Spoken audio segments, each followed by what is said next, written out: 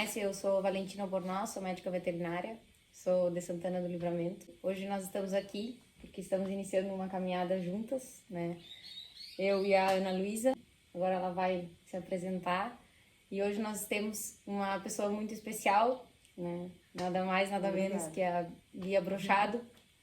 O nosso propósito com as nossas entrevistas daqui para frente é transmitir um pouco da nossa visão, aquilo que a gente gostaria de contribuir com o agronegócio, com as mulheres, com as famílias e os homens que estão no campo. Então passo a palavra para a Ana, para ela se apresentar.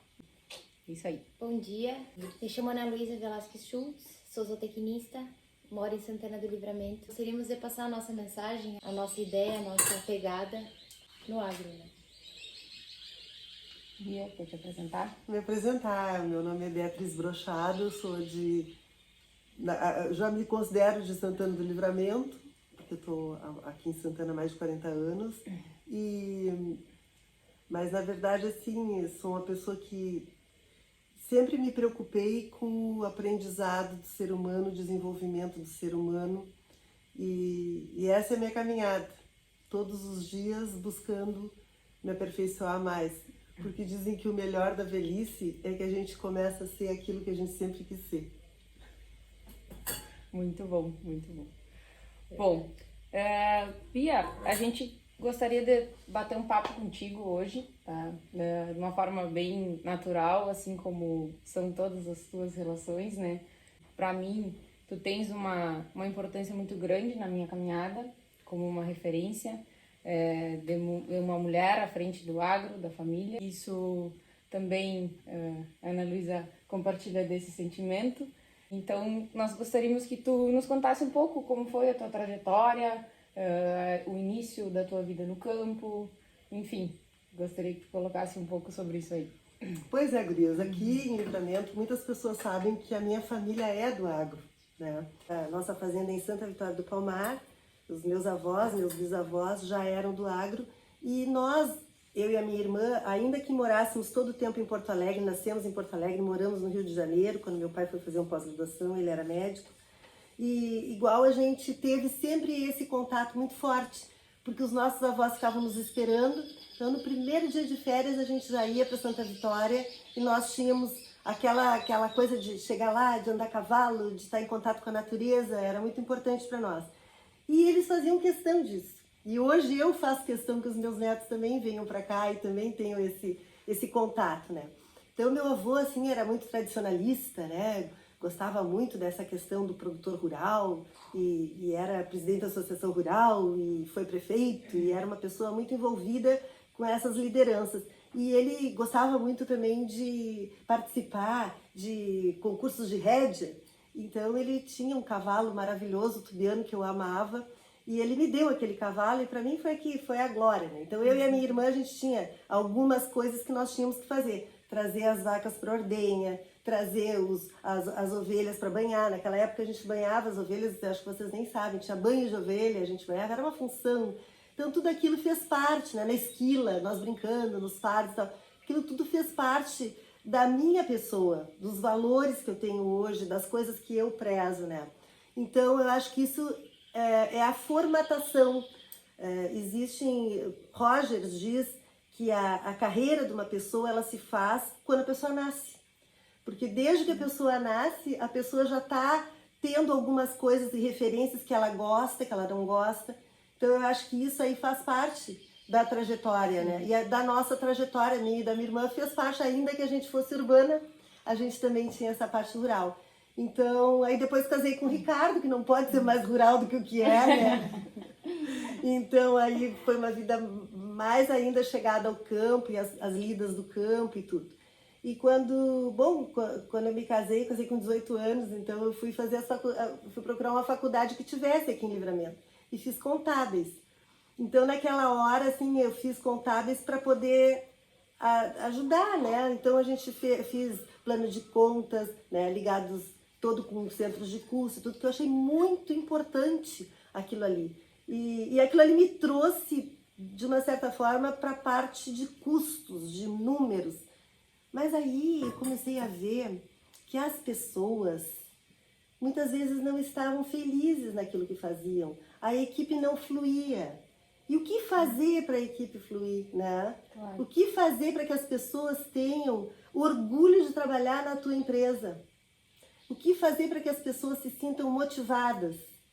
Então foi ali que eu comecei a ver que não adiantava a gente querer que os números estivessem bons se as pessoas não davam o que tinham de melhor.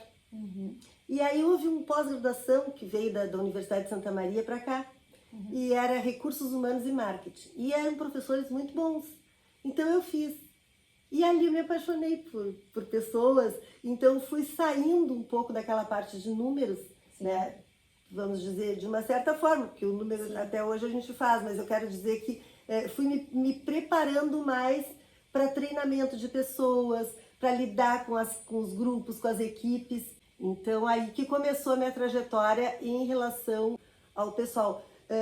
O que eu percebi assim, ó, quando uma pessoa não dava para o estudo, não, esse guri não gosta de estudar, vai para a campanha. O que aconteceu com o nosso setor primário? Nós ficamos, hoje já está no outro nível, mas naquela época a gente a gente tinha só pessoas que tinham segundo e terceiro ano primário.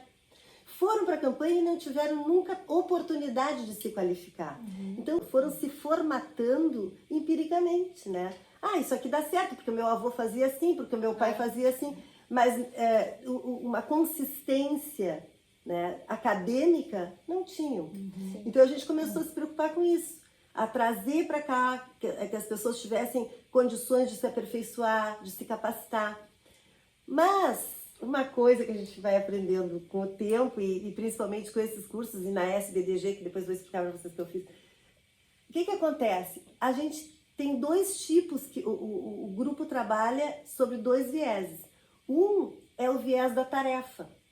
E aí é o conceito técnico, é o processo, é a teoria. Mas o outro são as relações pessoais. Claro. Então ele trabalha sobre esses dois níveis. Então a gente começou a trabalhar o grupo dessa maneira, dando a capacitação técnica, mas também trazendo algumas dinâmicas e treinamentos que as pessoas começassem a interagir melhor. Eu não sei se eu respondi a tua pergunta. Claro. Como é interessante toda a parte da origem, os valores, a cultura que foi imposta pelos teus avós, pelos teus pais, que tu começou na tua conversa. Então é um amor que gradativamente foi colocado, não foi nada obrigado, não foi nada imposto, né? Verdade. Então o carinho, a admiração da família e como teve interferência tanto nos teus filhos, comentaste nos teus netos, então vai passando de geração para geração. É verdade. De uma forma um pouco natural, né? Sim.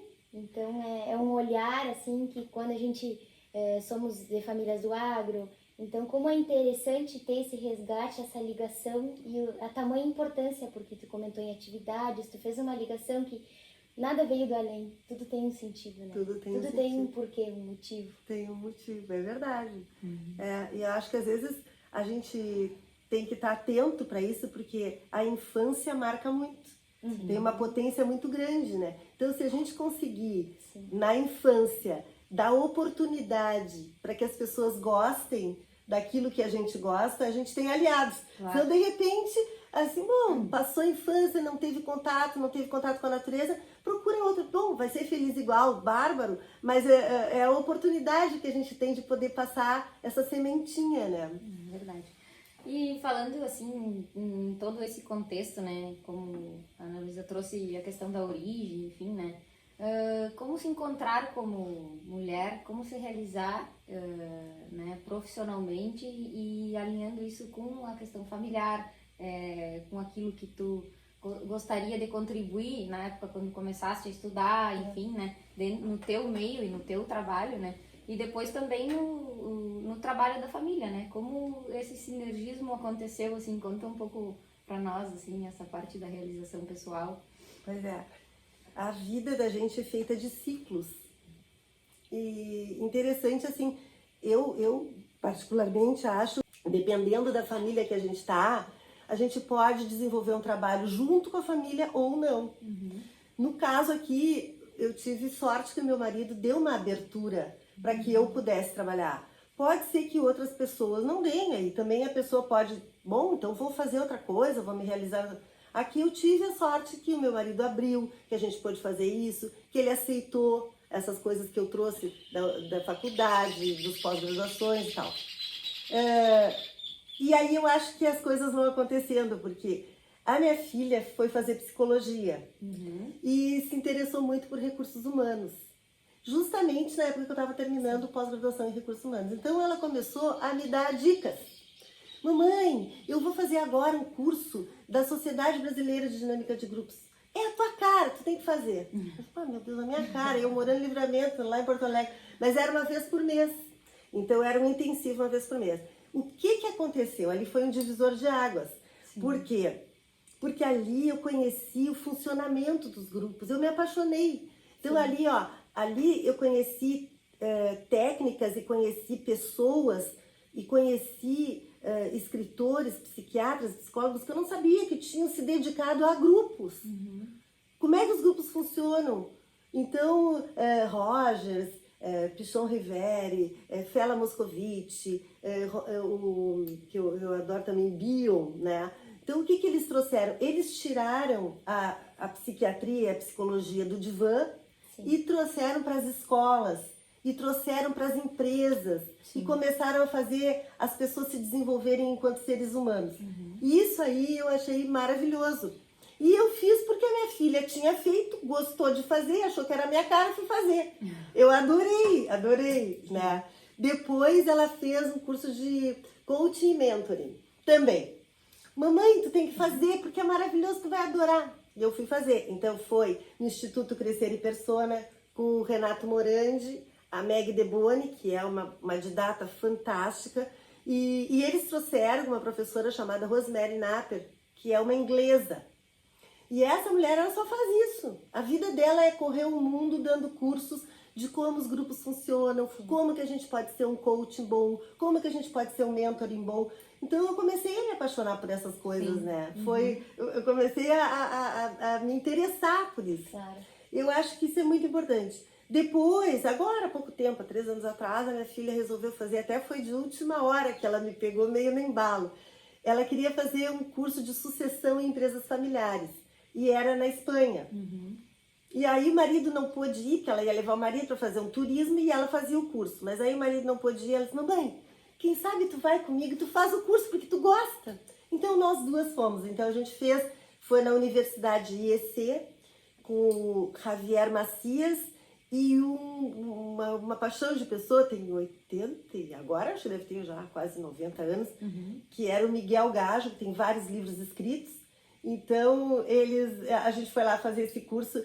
Por quê? Por causa do Bento, que o Bento começou a trabalhar conosco.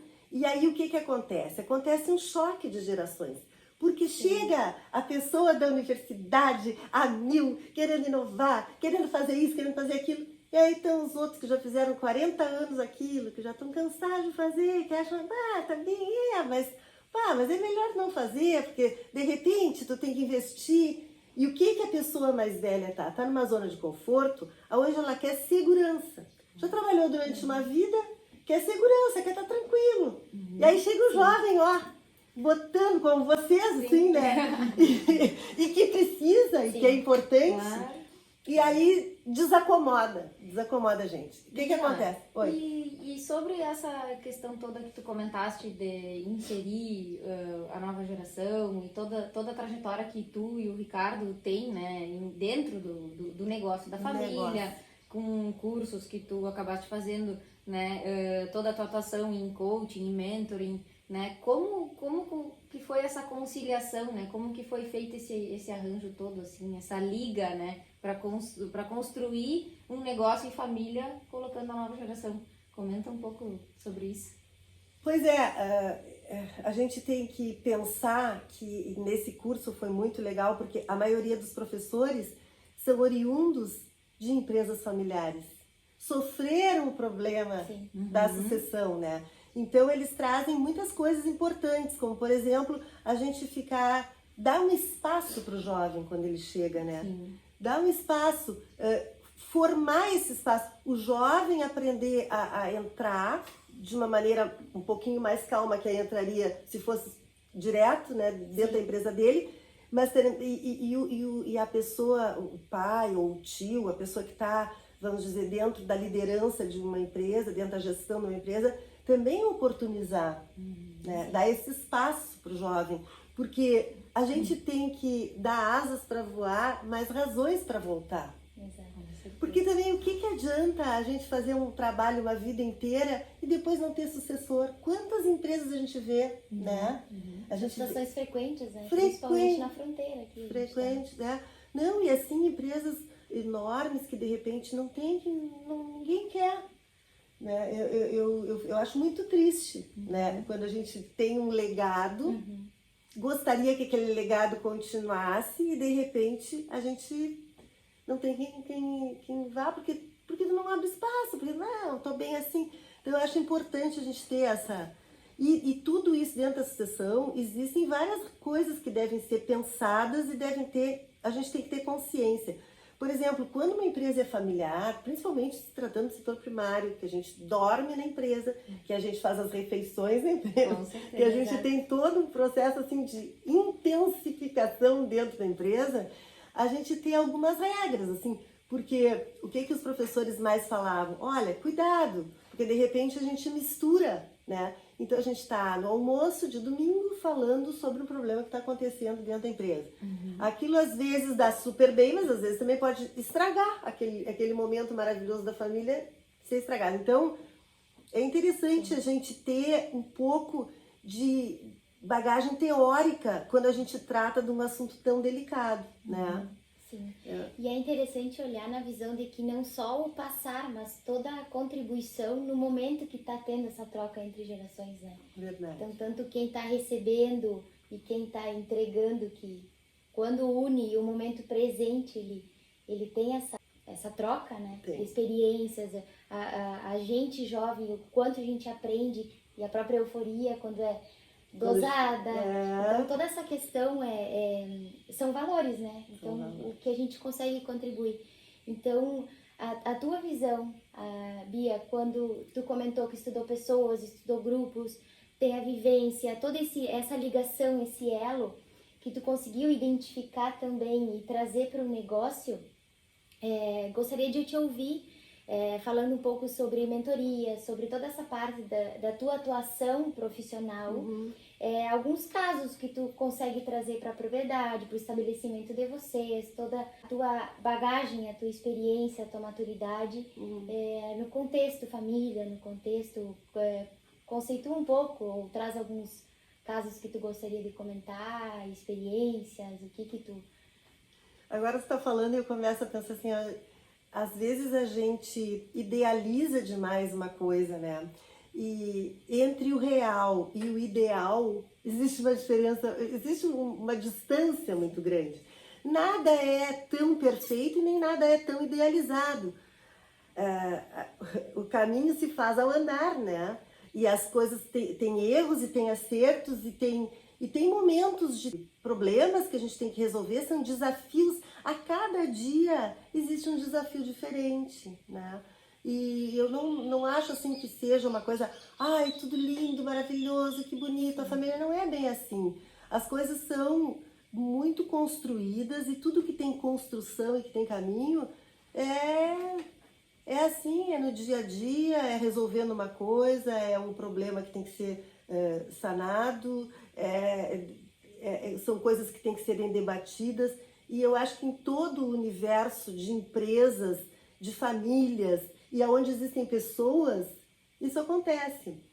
Por exemplo, assim, eu acho que uma coisa que a gente tem em termos de mentoria e de coaching, eu não posso dar o que eu não tenho, né? Então, dentro de uma mentoria, eu tenho que ter a humildade de olhar e dizer, não, isso eu fiz, eu sei, eu posso entregar, eu posso mostrar quais são os caminhos, né? É um líder a serviço daquele trabalho.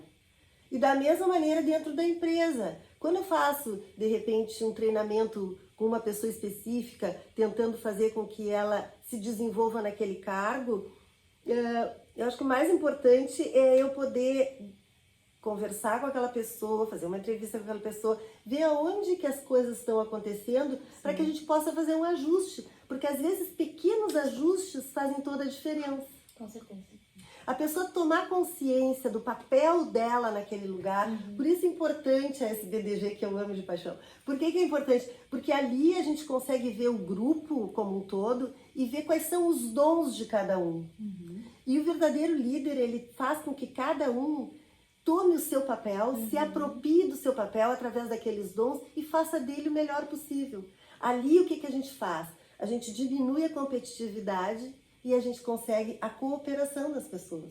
Porque cada um quer ser melhor naquilo que ele é reconhecido, né? Então, é esse o grande lance do olhar do técnico e do não técnico. Porque o não técnico vê o grupo, mas não consegue ver aonde que estão pegando aquelas coisas e como é que a pessoa pode ajustar. Claro. Né?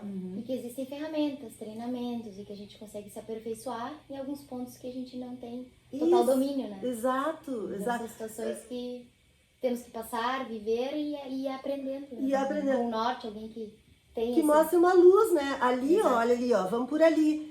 Uma coisa importante dentro de uma equipe é a unidade. Uma vez fui dar um treinamento e era um posto de gasolina. Então aí, bom, eles queriam ser um treinamento, queriam ter um atendimento nota 10. A gente foi fazer o diagnóstico, perguntando, fazendo a entrevista com cada um, mas cada um achava que um posto de gasolina nota 10, um achava que o atendimento tinha que ser nota 10, o outro achava que o preço tinha que ser nota 10, o outro achava que a rapidez tinha que ser nota 10. Resultado, se não tem unidade, se não é trabalhada, não adianta. Porque daí, se cada um vai fazer o que acha e o grupo não consegue chegar a um acordo do que é melhor, a gente não consegue adiantar. Né? Claro. Então, como é que a gente trabalha? A gente faz um diagnóstico, a gente faz uma entrevista com cada pessoa, vê como é que aquela pessoa enxerga aquela empresa, como é que aquela pessoa se enxerga dentro daquela empresa. Aí a gente chama o gestor e diz, olha, aqui a gente vê isso, a gente está mais ou menos olhando tal coisa, seria interessante tal treinamento, seria bom que a gente pudesse fazer um trabalho nesse sentido e co-constrói com aquela pessoa, que é o gestor, eu gostaria, tu vê que eu vejo isso. Então, existe o que a gente vai fechando, né? Coisas que acontecem seguido, né? Que a maioria das empresas demonstra como um grande problema é a comunicação. Sim. Porque a gente pensa que a comunicação ou delegação é delargar. Delegar não é delargar. Não, tu vai lá, fulano, faz isso. O outro entendeu que tu estava pedindo? Não, ele vai lá da cabeça dele e entendeu uma coisa. Cada pessoa é um universo, né? Aí foi lá, fez com o máximo de boa vontade, chega lá o outro. Mas tá tudo mal. Sim, mas houve uma escutativa? Não houve escutativa. Claro. Então, fazer um trabalho de comunicação com o grupo geralmente traz um benefício enorme. Outra coisa que eu acho uma ferramenta fantástica é o feedback. Mas ele é fantástico, mas ele é uma faca de dois gumes, porque ele pode deixar uma pessoa lá em cima, né? Tu pegar aquela pessoa e a pessoa fica com autoestima e a pessoa começa a fazer cada vez melhor. E também tu pode arrasar aquela pessoa ali naquele feedback, a pessoa diz, mas o que eu tô fazendo aqui, meu Deus do céu? Né? É uma coisa importante que a gente vê. Outra coisa importante, as negociações, como é que elas se dão dentro daquela equipe, dentro daquela empresa, com aquelas pessoas, né? A gente acorda já negociando o tempo da gente com o que a gente tem que fazer, né? Com certeza. Então a negociação é uma coisa importante, a gente aprender e ensinar a equipe a negociar. Porque, de repente, sempre que as pessoas fizerem uma negociação, tem que haver um ganha-ganha, né? Exatamente. A tua equipe deve achar que está super bem e tu também deve estar achando que a equipe está super bem. Porque se um achar que não está tão bem, vai haver uma contrapartida para poder cobrar numa outra hora. E essa cobrança numa outra hora já traz todo um outro processo que não é muito legal. E aí, todo esse contexto empresarial, né? Falando em feedback, comunicação, escutativa, né?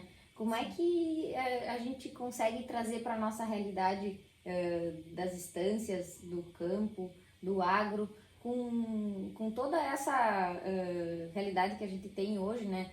Enfim, com a parte da conectividade, das inovações e tudo, mas aí quando a gente entra para dentro de uma empresa que é familiar, que está inserida no agro, que trabalha com muitas tradições, né? Como fazer esse jogo sensível de trazer essa linguagem empresarial para dentro de uma empresa do agro que não conhece essa realidade, né? Essa parte da comunicação, tudo é comunicação.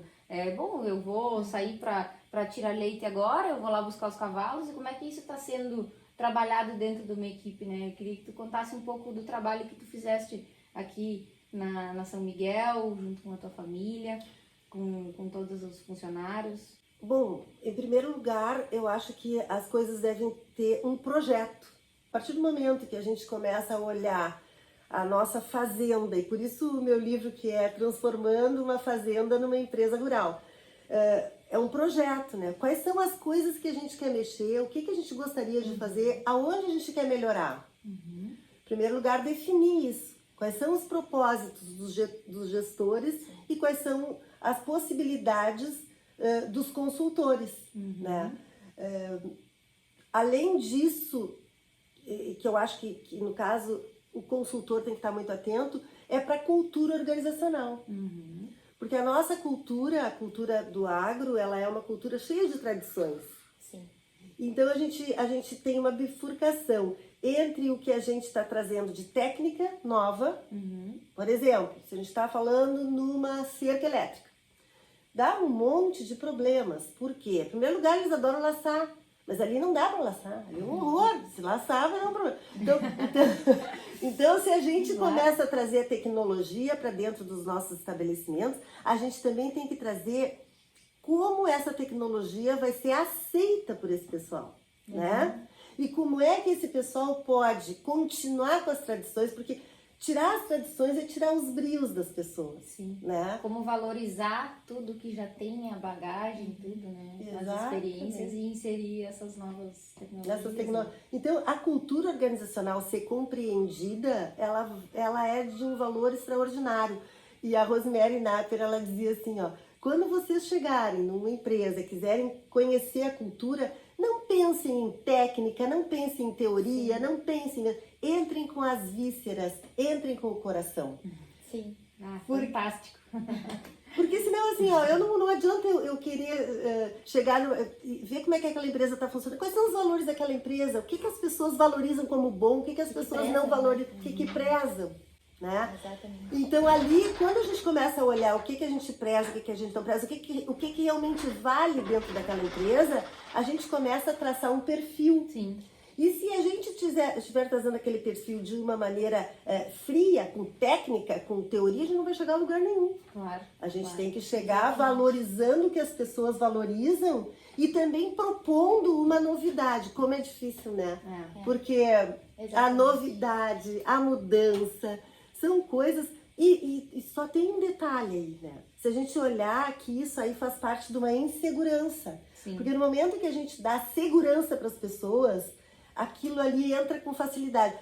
Kurt Lewin, ele dizia o seguinte, que qualquer coisa que a gente queira fazer diferente dentro de um grupo de pessoas, seja ele qual for, primeiro a gente tem que descongelar aquelas crenças limitantes que estão imperando ali, descongelar, ou seja, tomar consciência que elas existem e o que elas estão, a benefício de quem que elas estão ali. Claro. Né? Porque de repente não está em benefício de ninguém. Sim.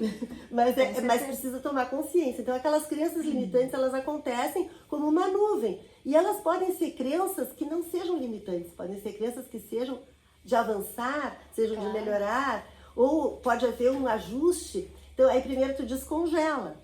Sim. Tornando aquilo consciente. Depois, então, com aquelas pessoas, faz um novo regulamento. Quais são as coisas que a gente pode fazer?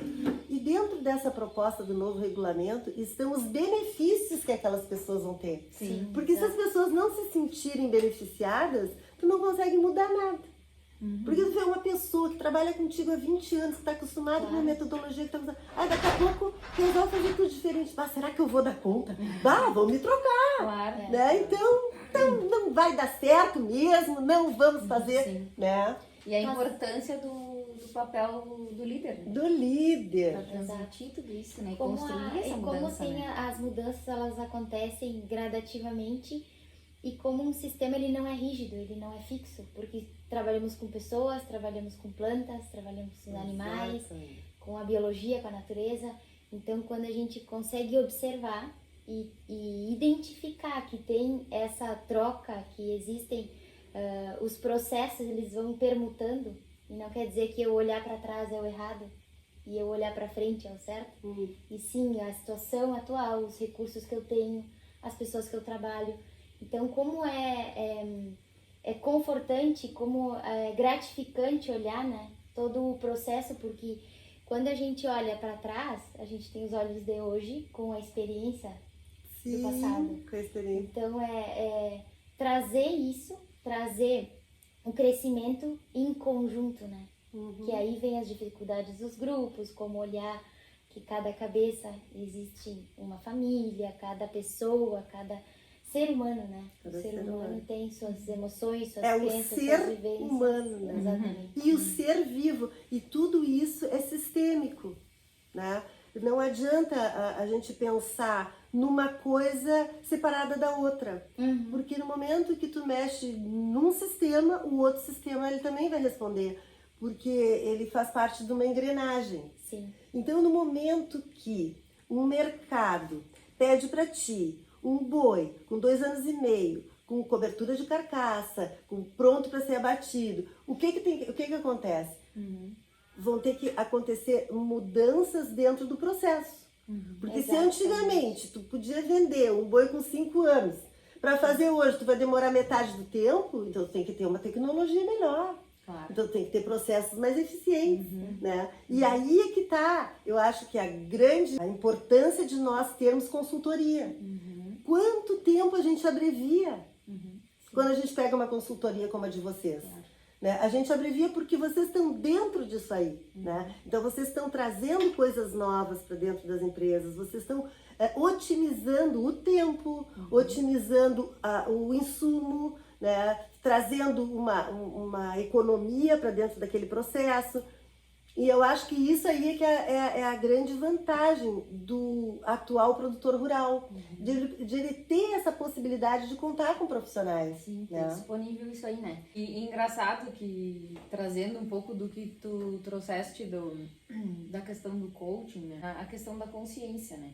O quanto uma assessoria, pessoas técnicas dentro do negócio fazem com que o negócio e as pessoas que estão inseridas tenham uma consciência de tudo que está acontecendo. Exatamente. Né? E não é estamos errados ou estamos fazendo errado, não é nesse sentido a consciência, né? É o que eu estou fazendo hoje, como que está sendo feito, qual é a eficiência disso aí, né? E como que eu posso melhorar. E aí vem toda a questão da cultura organizacional e da visão empresarial para dentro de uma empresa rural, que, bom, qual é a nossa visão, nossa missão, nossos valores, quais são os nossos objetivos e as metas que nós temos para cumprir esses objetivos, né? Tudo isso, esse alinhamento, né?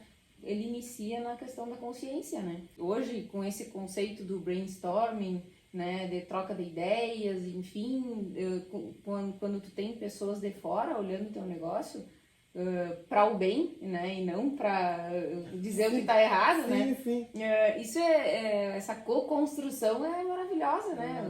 Os resultados que a gente tem com tudo isso, né? E, enfim, né? Valentina, assim, eu estava falando, estava me lembrando de uma coisa antiga, né? Que diz assim, não existe o errado nem o certo, existe o adequado, né? Porque cada empresa, cada momento exige determinadas coisas. E às vezes uma coisa que fizesse uma vida inteira assim, não é que esteja errado, é que atualmente não é mais adequado, né? Então a gente tem que ver quais são as adequações necessárias para que a gente possa trabalhar de uma maneira mais fluida, né?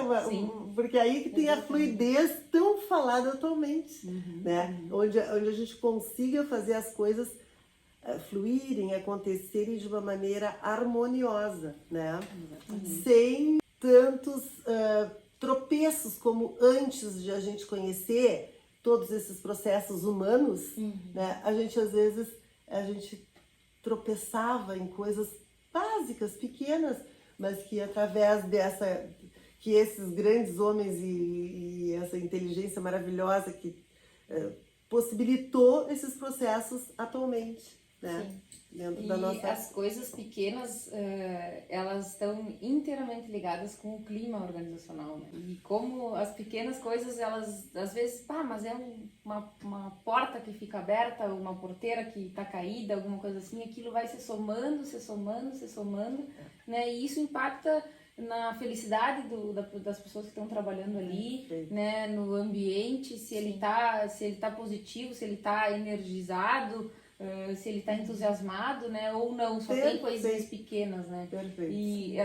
trazendo um pouco para a realidade do mundo rural, né, como tu bem comentaste no início, as pessoas moram nas estâncias, elas moram nas propriedades, e isso tem um valor muito grande, né? E se ele não está alinhado, quem é que vai querer ficar ali, né, por um médio, longo prazo? Né? Quem é que vai querer trazer o filho, né, para trabalhar tanto a nível de gestor quanto a nível do trabalhador, né? Exato. Para aquele ambiente, né, um ambiente feliz, enriquecedor, de crescimento ou não, né? Então esses pequenos detalhes, eles têm que serem levados em conta, né? É um trabalho intenso, né? Porque tu vê que as pessoas, elas convivem desde a hora que acordam até a hora que vão deitar e no outro dia novamente. Exatamente. As outras empresas, as pessoas vão para sua casa, recarregam as suas baterias, né? Então é outra maneira de ser. É muito importante que esse ambiente que vocês estão falando seja um ambiente saudável, né? Exato. Um ambiente harmônico, um ambiente onde as pessoas se deem força umas para as outras, né? Consigam ter uma maneira de conviver alegre, a serviço né? Eu acho muito interessante que quando a gente fala em empresas familiares, a gente tem que ter a consciência de que nós estamos a serviço da empresa. Então, de repente, eu estou vendo televisão, ótimo, de noite estou vendo eu nem vejo mais novela, mas antigamente que eu vi uma novela, de repente toco o telefone e diz assim, olha, eu vou precisar de tal coisa. Eu automaticamente apago a televisão e vou. Se eu tiver que ir à cidade, eu vou. Se eu tiver, né? Porque eu estou a serviço, né? Daquele processo, daquele sistema. Então eu acho que a família tem que ter essa consciência. Não a empresa está servindo a família, mas a família servir a empresa. E por isso que a empresa tem que ser um lugar bom de estar. Né? Porque senão, se só eu tiver a serviço, mas eu não estou feliz de estar ali, então aí vou embora, né? Então eu acho importante a gente ter essa consciência de ser um lugar bom para os colaboradores, bom para nós, bom para todos. Bia, quanto tempo tu tem esse olhar humano do meio rural? Há quantos anos tu trabalha? Quantos anos tu dá atenção? Tu tem essa preocupação? E se tu fosse dar um recado para os produtores, para as pessoas que estão se inserindo e que estão identificando não só a necessidade, mas esse novo olhar, esse novo trajeto que não é tão novo, mas está vindo como uma ênfase, né, nesse assunto, que recado tu daria com a tua experiência, com a tua vivência? Assim, em primeiro lugar eu ia dizer que pelo lado do meu marido, meu sogro já se preocupava com o bem-estar das pessoas, né? E pelo meu lado, meu avô era um humanista, uma coisa assim incrível. Então eu acho que a gente tinha dentro do nosso DNA já essa coisa do olhar para o ser humano. E eu gosto muito de Bert Hellinger, que é o que trouxe as constelações familiares. Ali ele faz um trabalho muito bonito, sistêmico. E ele diz que o ser humano não conseguiria viver se ele não tiver, ele não consegue sobreviver se ele não se sinta amado dentro daquele contexto, que ele se sinta, que as coisas que ele faz sejam reconhecidas dentro daquele contexto e que ele também seja uma pessoa que se sinta parte daquele contexto. Então, quando nós nos sentimos parte, porque nós pertencemos a uma família, porque nós pertencemos a uma empresa, fulano tal, da empresa tal, parece até que é o sobrenome da pessoa, né? Então, se sentir parte significa eu comungo com essa cultura organizacional, né? Eu me sinto orgulhoso E eu me sinto parte dessa família, eu me sinto orgulhosa por estar participando. Então, são coisas que estão bem entrelaçadas. E também o reconhecimento. Por que que eu me sinto parte? Por que que eu me sinto, vejo que eu sou amada? Porque eu sou reconhecida, porque eu me sinto útil, porque as coisas que eu faço as pessoas gostam. Então, se nós olharmos, isso é tão básico, porque uma criança, um bebê, se tu não deres amor, né? Se tu não tiveres ele dentro do meio da família, acolhendo, né? E se tu não sentir que ele é importante para ti, ele morre. O ser humano é gregário, né? Então ele morre. Então eu acho que essas 3 coisas que o Berto traz são importantíssimos para nós termos como consciência de vida, enquanto vida, né? Sim. Bom, Bia, e por último e não menos importante, né? Acho que até ficou meio de propósito, né? A gente gostaria que tu comentasse um pouco da tua trajetória frente ao grupo das produtoras rurais, ao trabalho que vocês fizeram, que é maravilhoso, que, bom, o exemplo arrasta, né? E quem dera que isso seja resgatado, não só a nível de Livramento, mas a nível do Rio Grande do Sul e do Brasil, que a gente vê que tem um movimento forte de mulheres no agro aí, né? A começar pelas mulheres que estão à frente hoje dos negócios e com cargos tão importantes a nível políticos também, né? Comenta um pouco sobre isso. Isso, a Zene Aranha é uma pessoa assim, é uma líder fantástica, sabe? E ela começou a fazer encontros das mulheres do agro na Farsul. E o que que aconteceu? Olha, era uma coisa maravilhosa, porque a gente ficava lá um dia, nós pernoitávamos em Porto Alegre, no outro dia ainda ficávamos até a hora do almoço. E o que que aconteceu com isso? Eu conheci horrores de mulheres do Rio Grande que eu jamais conheceria através desse trabalho. Que maravilha. Maravilha, maravilha mesmo. E tu sabes que a preocupação desse grupo era, porque às vezes as pessoas perdiam o marido, ou trabalhavam com o irmão, perdiam o irmão. Sim. E o que que acontecia? Ficava aquela mulher sem saber absolutamente nada. Sim. Então o propósito desses encontros, ela trazia assim, palestras maravilhosas para que as mulheres pudessem ir se inteirando do agro, né? Quais são as coisas, quais são as providências que a gente pode tomar em segurança, em questões, por exemplo, de papéis, de trâmites, disso, daquilo. E também essa questão das pessoas, também trouxe vários palestrantes maravilhosos. A Zênia, o ano passado, disse que como a vida é feita de ciclos mesmo, né? Sim. Esse ciclo dentro da vida dela estava se encerrando, porque dá muito trabalho, sabe? A pessoa tem que se dispor a ficar praticamente o ano todo pensando nesses encontros, nessas reuniões e tal.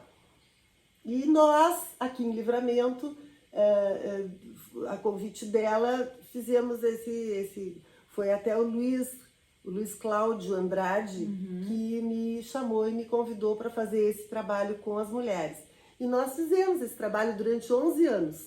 E durante esses 11 anos a nossa ideia era melhorar a nossa comunidade, fazer coisas em prol da nossa Santana do Livramento e também, na Expofeira, trazer um palestrante de renome, que fosse uma coisa muito boa para todos os produtores, não só para as mulheres. Tá, e aí a gente trouxe produtores como palestrantes como o Tejon, que é um cara que é fantástico, né? Trouxemos também a Yara Sunier. Trouxemos através de vocês a Noite da Pecuária, que já acontecia com a Universidade de Santa Maria, então através de ti, com o teu grupo, nós trouxemos. Trouxemos aquele então o Júlio Barcelos, que foi um espetáculo, né? Então, a gente foi trazendo. Teve também uma senhora maravilhosa, Maria Eulalie, de Pelotas, que fazia um banco de alimentos espetacular, trouxe também o trabalho dela, nos mostrou. Tem um palestrante também que o nome dele era diferente, era Rolando Estrada, muito conhecido em sucessão em empresas familiares, é daqui de Santa Maria. E assim, nesse momento eu me lembro disso. Me lembro que nós abraçamos, no primeiro ano, nós abraçamos o Lar das Meninas. Naquela época era o nome Lar das Meninas. Agora tem Daniel Albornoz, o nome dessa entidade. Então, nós fomos em todos os núcleos de produtores santanenses, o núcleo de Angus, o núcleo de Hereford, o núcleo de ovinos, e falamos com... Então, cada um dava o almoço naquele domingo, né? Todos os domingos tinham. Então, nós que abraçamos o Lar das Meninas, os produtores rurais abraçaram o Lar das Meninas naquele ano, a creche Santa Elvira, o asilo do Mário Mota, a gente até fazia café colonial, dançava com os velhinhos, a gente fazia coisas que, né, fossem até lá no São Vicente de Paula, eu e a tua mãe, a gente pegava, como eles tinham muito alimento não perecível, nós íamos nos supermercados e pegávamos aquela parte que não podiam vender, mas que ainda estava bom. Sim. E levávamos para sopas, para terem uma alimentação. Aí tua mãe dava explicações de alimentos saudáveis para as mães, nós fazíamos palestras. Então, a gente fazia um trabalho social e também fazia um trabalho cultural, trazendo para os produtores assuntos interessantes, né? E teve uma antena também, vocês se envolveram, né? Foi maravilhoso. Aqui nós ficamos... Depois que a gente tinha aquele tijolão, os nossos telefones celulares eram uns tijolões, né? Então, depois daquilo que passou do analógico para esse... Como é que eles chamam? Digital. Nós ficamos sem...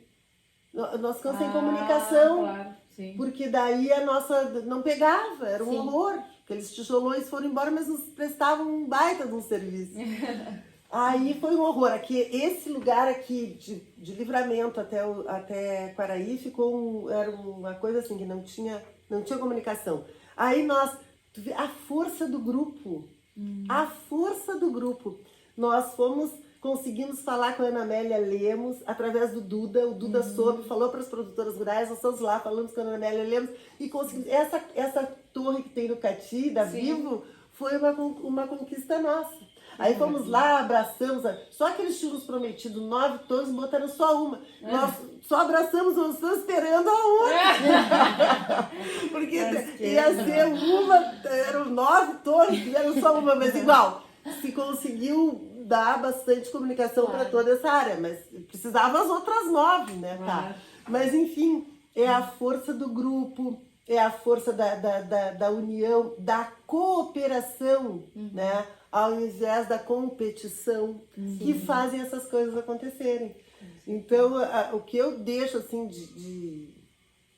assim, como ideia de vida, né, é que se a gente pode, dentro de uma comunidade, se abraçar, se unir, em prol de coisas boas, essa comunidade cresce. Se a gente segue cada um dentro do seu pedacinho, do seu quadrado, né? A gente não consegue fazer coisas muito maiores, né? Muito melhores. Claro. Mas eu fico contente de ver vocês. Quero agradecer a vocês, me sinto muito honrada por estar fazendo essa entrevista com vocês e tenho certeza que o trabalho de vocês vai ser maravilhoso e vai ser, de uma certa forma, assim, muitos produtores vão estar se realizando através de vocês. Porque é muito importante a gente ter consultorias que se preocupem e que deem a sua vontade, seu conhecimento em prol daquela causa, que eu acho que a causa do setor primário é uma causa muito importante e é sempre a última que acontece, né? Primeiro os outros setores, depois... Sim. Então eu quero agradecer a vocês. Muito obrigada, Ira. Obrigada pelas tuas palavras, por expor, por comentar sobre a tua vivência. E pessoas como tu, que são exemplos para nós desde pequena, que pega o microfone, que fala, que briga por um setor, que enxergou a empresa num setor que ninguém já olhava. E ainda tem essa vitalidade, tem essa força, tem essa energia e que contagia as próximas gerações. É tão gratificante poder compartilhar e poder vivenciar e levar a tua experiência, levar o teu conhecimento para tantas outras pessoas que agora estão começando a ouvir, a ver Então, a gente que vem com a parte técnica e vem com todo entusiasmo, tem o olhar, tem a família, é muito, muito bom te ouvir e poder levar as tuas palavras para mais produtores. Muito obrigada, me deixasse até assim comovida, porque a gente é uma vida inteira, né, pensando nisso e tal, então quando a gente vê a gurizada achar também valores naquilo que a gente acha e que valoriza, a gente fica muito feliz. E podem contar comigo sempre, porque o que eu souber, o que tiver dentro do meu alcance, eu fico feliz de poder ajudar. Eu acho que dentro desses ciclos da vida, esse meu ciclo novo, que é a maturidade, ela não serve a não ser para justamente apoiar naquilo que a gente fez a vida inteira e gosta de fazer, né? Bom, eu faço das minhas palavras as da Ana, né? A gente compartilha muito desse sentimento, dessa admiração por ti, né? E pelo teu trabalho. E quando nós iniciamos os nossos anseios para ter o olhar para as pessoas do campo, né? Que é bem recente todo o início dessa nova caminhada juntas, né? Nós pensamos, bom, se a gente conseguir colocar uma sementinha do nosso olhar em alguns lugares, acho que a gente já vai estar cumprindo o nosso propósito, né? O teu livro fala sobre semear, né? Então tem tudo a ver, a gente se conecta de uma forma maravilhosa, né? E também por sermos mulheres ligadas ao agro. Muito obrigada. Eu agradeço a vocês e quero dizer para vocês que uma coisa muito importante que a vida vai ensinando, né? Que a gente faça o melhor que a gente pode fazer e entregue a Deus, porque Deus faz o resto. Muito obrigada. Obrigada a você.